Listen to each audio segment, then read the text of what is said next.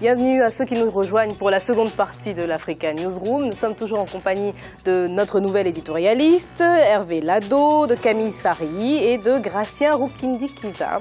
Les infrastructures sont au cœur de votre émission d'information. Voici donc le dossier du jour.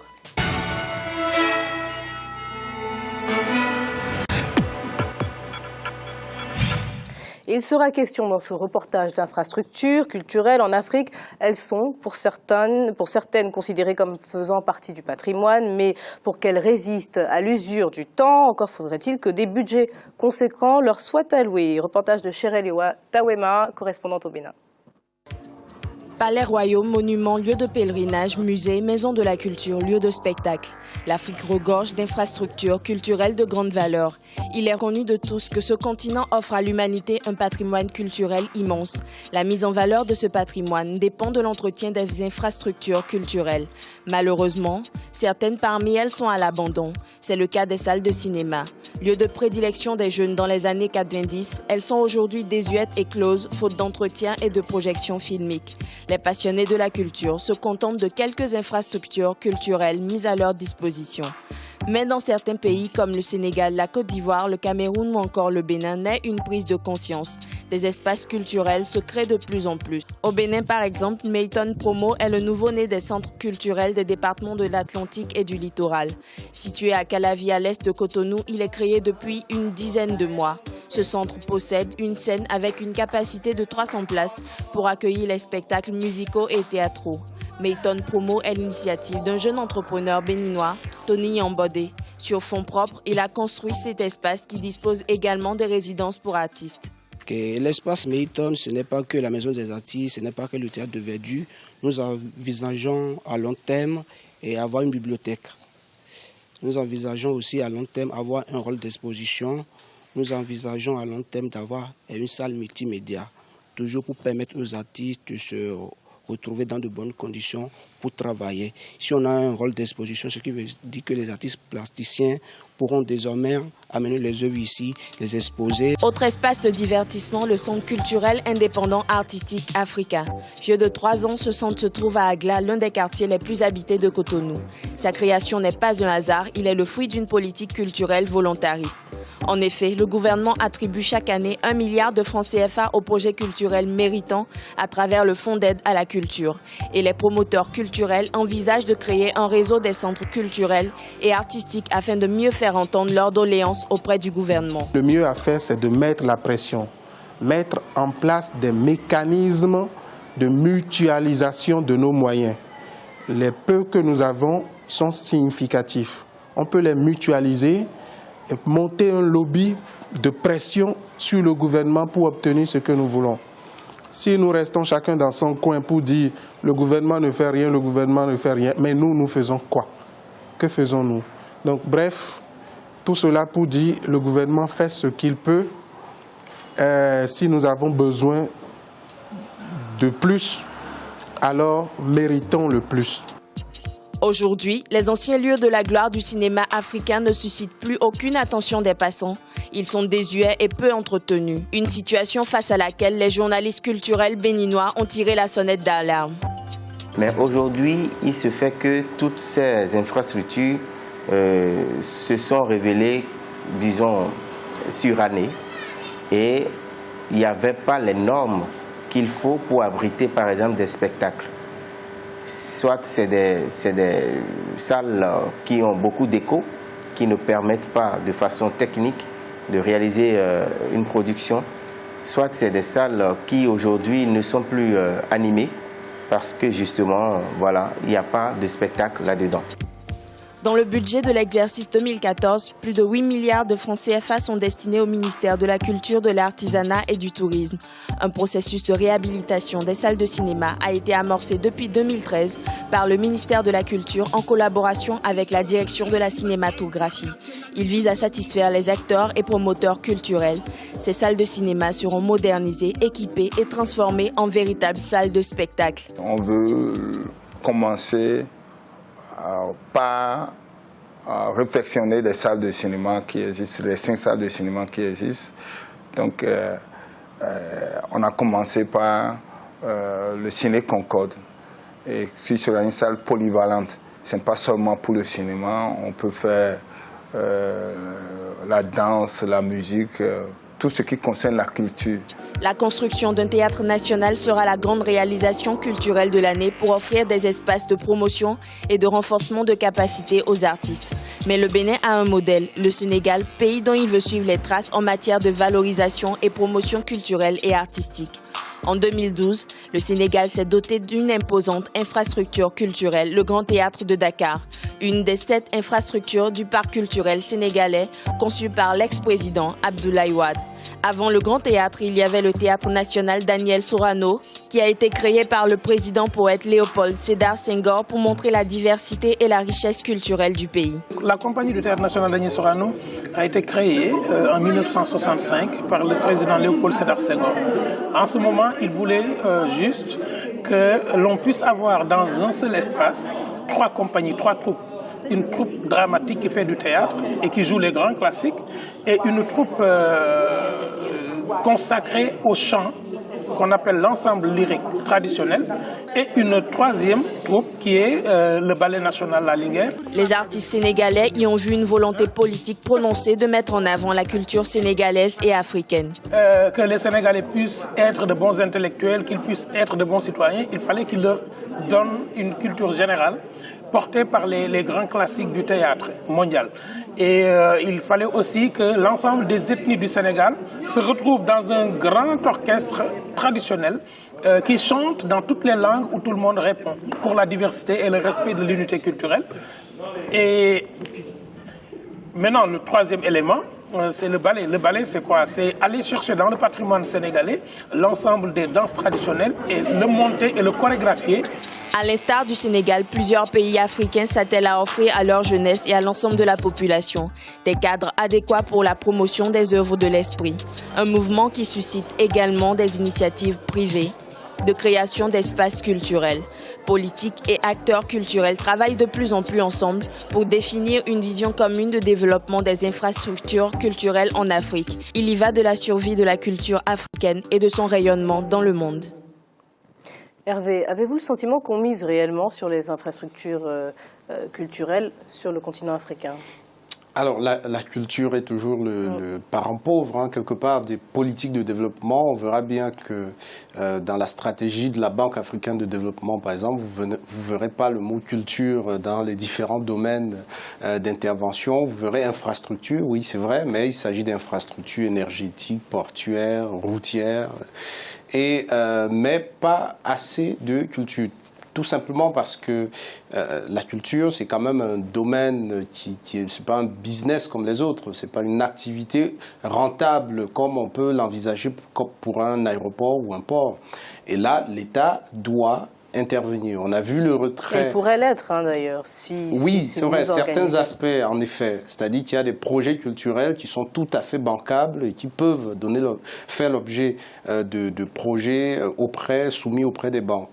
On a vu le retrait des différents pays pendant les années de crise, le retrait de ce secteur-là. Et aujourd'hui, c'est normal, avec quand même l'activité économique qui reprend dans divers pays, que les États pensent à nouveau à dégager des budgets, notamment pour financer des projets cinématographiques et des salles de cinéma. Effectivement, Camille, ce n'est que lorsque la situation économique est stable qu'on se tourne vers la culture. Est-ce que vous avez des pays de référence en la matière sur le continent? Oui, il y a quelques pays qui font des efforts en matière de création cinématographique.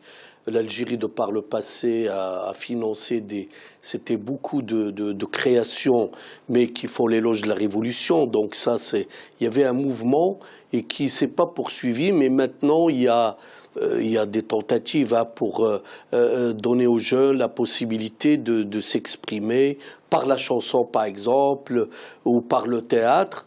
Donc, ils sont des cadres dédiés oui, voilà. à ces activités-là. Oui, tout à fait. Et le Maroc aussi a fait beaucoup d'efforts en matière de création cinématographique. Il y a énormément de séries qui sont créées, mais subventionnées. Moi, je pense que s'il n'y a pas des subventions de l'État, ça ne marchera pas. En France, tout simplement, il y a les avances sur recettes, c'est-à-dire avant même de commencer un film, vous avez déjà des subventions. Au Maroc, mais on ne peut pas appliquer ce cas de figure-là. Pourtant, les problèmes budgétaires se posent partout. Et au Maroc, donc, il y a de gros efforts en matière de création cinématographique. Moi, j'attire l'attention sur quelque chose pour tout le continent, c'est qu'on dit « Ah oui, mais on n'a pas le budget ». Sauf que nous consommons des produits culturels importés, les films, les chansons, etc. Moi, je suis, par contre, là où je... Mais ça revient beaucoup moins cher d'acheter un film qui vient, par exemple, d'Amérique latine que d'avoir une production locale. Je sais on est envahi, et ça, c'est le drame maintenant, on est envahi en Afrique du Nord, et on est envahi par des films qui viennent du Mexique, qui viennent de Turquie, qui sont doublés. Moi, il y a un professeur, et même un universitaire, il m'a dit, les jeunes maintenant, ils sont d'une pauvreté, même les enseignants, en matière de langage, en matière de locution, parce que les films sont doublés avec la darija, c'est-à-dire la langue courante, et maintenant les gens, avant, ils regardaient des films français, ils regardaient des films arabes classiques, et donc ils ont appris un peu la langue. Maintenant, ça se perd. Moi, je dis que c'est un problème de production, de productivité aussi. La culture, ça peut être un problème. Camille a parlé de plusieurs sujets, notamment, il a parlé du gouvernement qui devrait subventionner, etc. On a entendu dans le reportage un homme dire qu'effectivement la société civile avait aussi son rôle à jouer dans le développement des infrastructures culturelles. Oui, la société civile et aussi le gouvernement, parce qu'il faut savoir qu'un État ou un pays, même un peuple, ne vit qu'avec les valeurs, surtout les valeurs culturelles, je dirais même traditionnelles. Or, on voit bien le cinéma, Camille disait qu'ils aiment maintenant le cinéma qui vient d'ailleurs, c'est parce que souvent le cinéma qui est fait en Afrique, à part il y a le Nigeria. Il y a le Nigeria là, qui fait le cinéma local. Et d'ailleurs, c'est pour ça que le Nollywood fait beaucoup de progrès. Il y a même le non-Nollywood maintenant. Le Nollywood, justement. Donc, c'est parce qu'on fait ressortir la culture du pays, la valeur, l'âme du pays, du moment où, même au niveau de l'art, c'est ce qui manque souvent, même au niveau des écoles. Il y a moins de formation au niveau, disons, de l'amour de l'art d'un pays, de la culture, de tout ce qui tourne autour des valeurs, de l'histoire, de la culture d'un pays. On voit par exemple, souvent ce qui se passe au niveau culture, ça se passe dans la capitale, dans les capitales, les grandes villes, où ce sont des gens plutôt aisés, qui ont étudié, qui vont souvent, qui sont confrontés, qui vont admirer la culture. La masse, les citoyens, les petits, n'ont pas accès à cette culture, ce qui fait qu'il y a moins de gens qui sont demandeurs et du coup, même les États souvent ne sont pas poussés pour investir dans les infrastructures parce que c'est plutôt un domaine qui n'est pas très demandé par le citoyen. On est revenu sur les salles de cinéma effectivement qui ont fermé les unes après les autres dans beaucoup de pays du continent, mais réhabiliter une salle de cinéma, ça coûte cher. Et ensuite, on note un désintérêt de la jeunesse pour ces salles de cinéma parce que effectivement le prix d'une entrée pour aller au cinéma, avec la moitié voire le quart, on peut obtenir un DVD piraté et donc avoir accès au même film pour beaucoup moins cher. Voire gratuitement. Oui, alors, ceci étant, en fait, on peut dire aussi que la demande, elle existe souvent. Hein, c'est-à-dire que je suis sûr que, alors on est le 14 février, si vous allez dans les lycées et collèges, je pense qu'il y a beaucoup de gens qui auraient aimé amener leurs amis dans une salle de cinéma pour voilà, passer un peu de temps. Il y a une demande, en fait, à laquelle il n'y a pas de réponse, pour laquelle il n'y a pas de réponse aujourd'hui. Mais si les salles de cinéma ont parti fermées, c'est parce qu'il n'y avait pas assez de personnes qui se rendaient dans ces salles-là. Oui, c'est pour ça qu'on retombe sur la question de est-ce qu'on peut traiter la culture comme un business comme un autre? Probablement pas. C'est pour ça que lorsque le Maroc réussit aujourd'hui avec, pour ce qui est du cinéma, le centre cinématographique marocain, voilà, qui est quand même doté de 6 millions d'euros de budget. C'est même plus que le budget d'un ministère de la Culture dans certains pays. C'est l'État qui a donné cette impulsion. L'État a donné cette impulsion d'ailleurs. Parce qu'il en avait les moyens. Parce qu'il en avait les moyens, peut-être parce qu'il en avait l'ambition aussi. Voilà. En fait, c'est une dynamique. Une fois que l'État, à un moment donné, dit je mets une somme critique sur la table, il y a des entrepreneurs qui peuvent s'y engager à ce moment-là, en se disant j'aurai quand même une petite subvention qui va me permettre de faire l'équilibre ou d'aller au-delà. Donc lorsqu'on voit que ça fait tache d'huile dans d'autres pays, hein, le Sénégal justement est en train de lancer son centre national, le Tchad a lancé une taxe assise d'ailleurs sur les communications téléphoniques pour financer le cinéma et la réhabilitation des salles. Donc voilà, on voit bien, je pense que ces pays-là qui prennent le risque aujourd'hui d'apporter un appui au cinéma, ils prennent un très bon risque et ils verront que dans quelques années, on parlera des films tchadiens, par exemple, ou d'autres pays. On en parle déjà. Alors, on a vu également l'exemple de monuments, d'infrastructures visant à attirer les touristes, mais parallèlement à ça, on a vu aussi, on a pris l'exemple du Sénégal, le monument de la Renaissance, ou même en Côte d'Ivoire, la construction de la basilique, ont suscité d'énormes polémiques. Oui, Yamoussoukro, la basilique de Yamoussoukro a coûté très très cher et c'était aussi pour la gloire de Houphouët. Mais qui va à Yamoussoukro? La plus grande ville, le cœur de la Côte d'Ivoire, c'est quand même Abidjan. Et donc, je pense que la culture, ça ne s'improvise pas.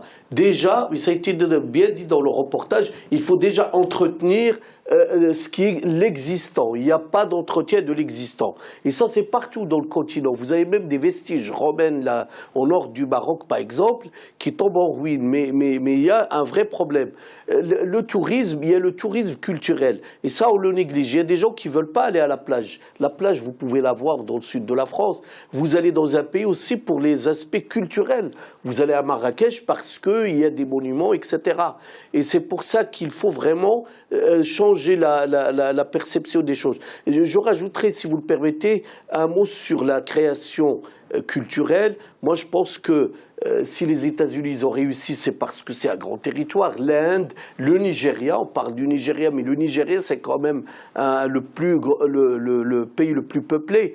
Des créations typiquement béninoises, tchadiennes, moi, j'y crois pas. Il faut vraiment unir les forces. Il faut faire, là aussi, de l'intégration régionale, mais à l'échelle. Parce que si vous voulez, des coproductions, ça existe. Il y a combien de films sont coproduits de la coproduction confrontés aux mêmes réalités. En fonction des réalités, Gratien, vous nous direz votre position sur la question, des coproductions entre, par exemple, tous les pays d'Afrique de l'Ouest, est-ce que c'est possible, réalisable? C'est difficile parce que déjà la culture dépend de chaque État et dépend aussi de l'identité des gens. Les Nigérians, par exemple, ils auraient du mal à faire un film ou à réaliser une sorte de plateforme de culture avec le Congo ou RD Congo.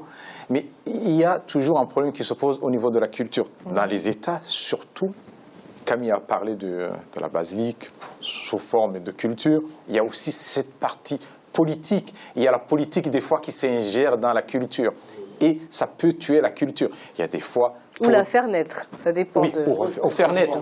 Oui, transformer. Il y a un déplacement des moyens. Oui, mais il y a souvent c'est que pour des raisons politiques, on peut dire que les gens qui incarnent cette culture se retrouvent pratiquement à chaque fois dans l'opposition des gens qui gênent le pouvoir. On va essayer de les d'éviter, ou dans des pays où on peut se retrouver avec des conflits qui datent de longtemps entre les ethnies ou les autres peuples.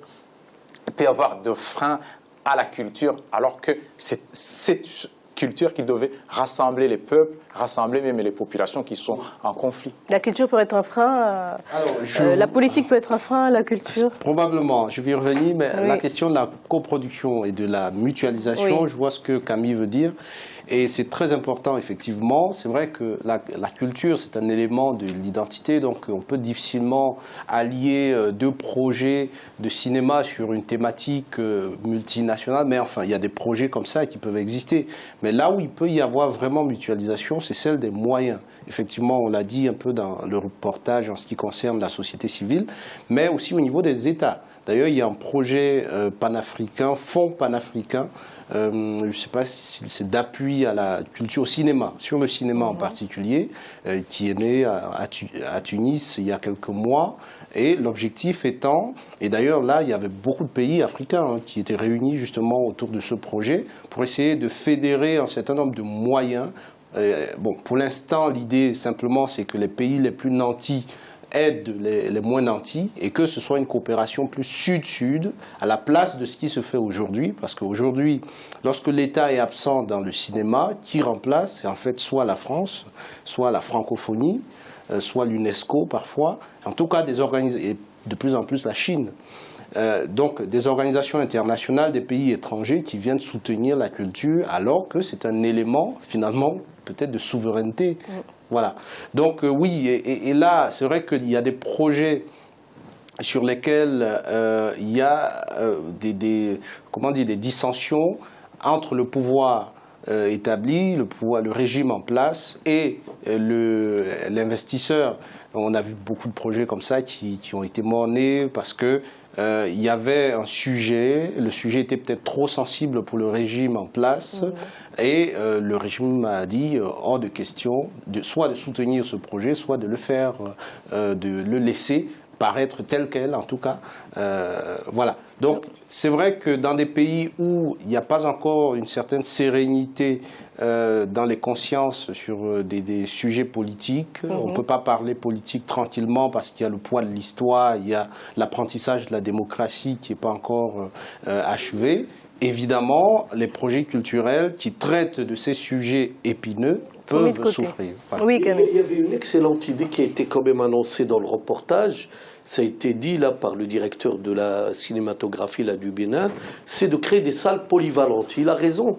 Les salles polyvalentes, c'est-à-dire que ce n'est pas dédié uniquement au cinéma, ça peut être aussi loué pour faire des mariages et gagner de l'argent. Je crois qu'il faut, ça c'est le reproche que je fais à nos amis de la culture, enfin que c'est ceux qui sont investis dans l'industrie culturelle, c'est de trop rêver des fois. C'est bien de rêver, mais il faut être pratique. Il faut un peu faire du financier, il faut faire des collaborations avec le privé. Merci à vous, c'est la fin de ce débat. Nous allons rappeler les principales informations qui ont marqué l'actualité africaine. En Libye, une attaque a touché le siège de la chaîne de télévision privée Al-Sima TV, un média qui a pour réputation d'être opposé aux mouvements islamistes qui l'accusent d'inciter la population à manifester contre le Parlement.